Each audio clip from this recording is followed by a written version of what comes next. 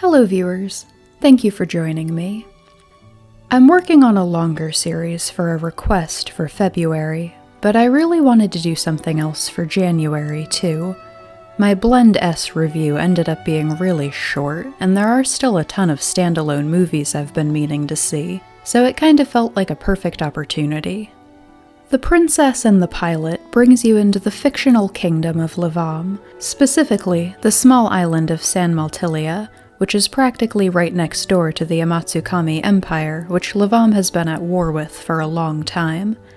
The movie opens with the Lavam prince proposing to Juana del Moral, a young woman from a well-respected noble family, now the future princess. But he asks her to wait for 1 year before joining him on the mainland. 1 year so he can focus all his energy on winning this war.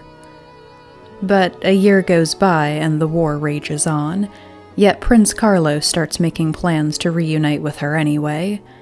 The prince is actually only in the movie for like the first 5 minutes, but we'll come back to how he's not the brightest guy around. When the entire specially trained fleet he'd selected for this job is wiped out, it's decided that she'll have just one escort, Charles Carino, the ace pilot of San Maltilia's small air force.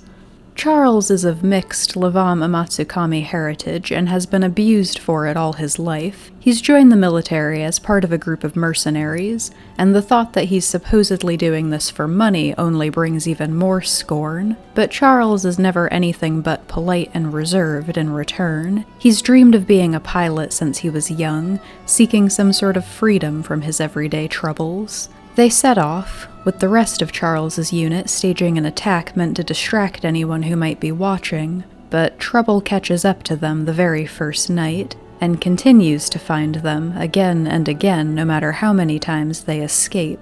It turns out Prince Dumbass sent Juana a letter referencing the specifics of their plan using the military's communication system without bothering to encrypt it first. They set out on this mission fully aware that, if it came down to combat, Charles's plane didn't stand a chance against the Amatsukami's equipment. They were always going to have to rely on stealth and a little luck, and now the enemy knows their flight path. So hoping for luck gets abandoned in favor of relying on teamwork and Charles's well-honed piloting skills, which isn't a bad thing as far as storytelling goes.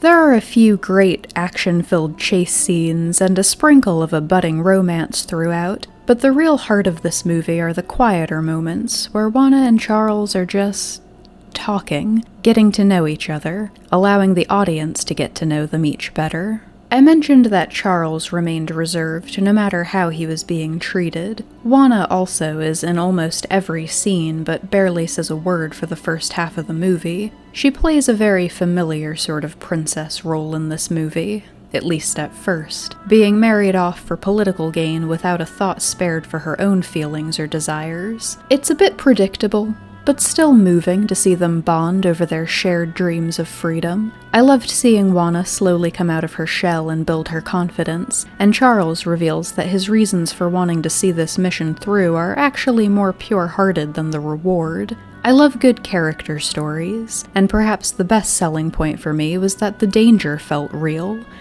There's not a ton of action.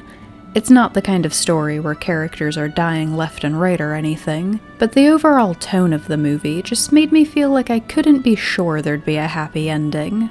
This was a really good movie that I recommend checking out if you haven't seen it. I was kind of surprised I'd never heard anyone mention it before. It's free to watch, albeit with ads, on Amazon Prime. There were 1 or 2 other things I wanted to talk about, but they definitely bring us into spoiler territory, so be warned for that going forward. I think one of the reasons I did enjoy this one so much is because it didn't have a traditional happy ending.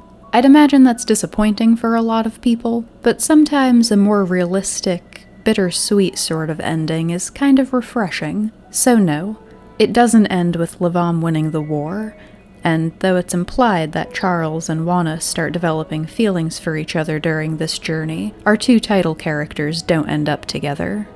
That's fine with me. In general, I'm fonder of the type of relationships that are beautiful because it's just two people coming together at just the right time to change each other's lives in some way, in a platonic soulmate sort of way, rather than your more typical romances. That's what their relationship feels like to me. But if there's one scene I would have liked to see added in, it would have been Juana's reunion with the prince. I can accept the war being unfinished. I can accept not knowing exactly what Charles does with his life after this mission, but the princess Carlo's expecting to be reunited with is not the one he's about to get, and I'd love to have seen that play out. If only because I suspect Carlo's reaction would have been the only really satisfying response to her growth, even once she's handed over to the higher-ups responsible for transporting her through the last leg of the journey, the ones who'll get to take the credit for this mission.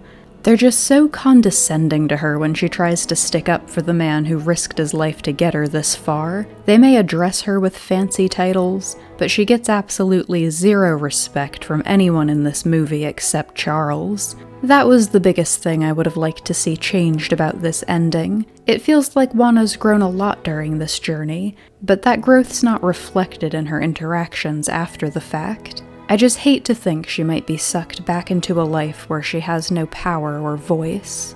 But I really enjoyed this one overall, and I do think more people should see it, even though it's left a little open-ended. Thank you for watching.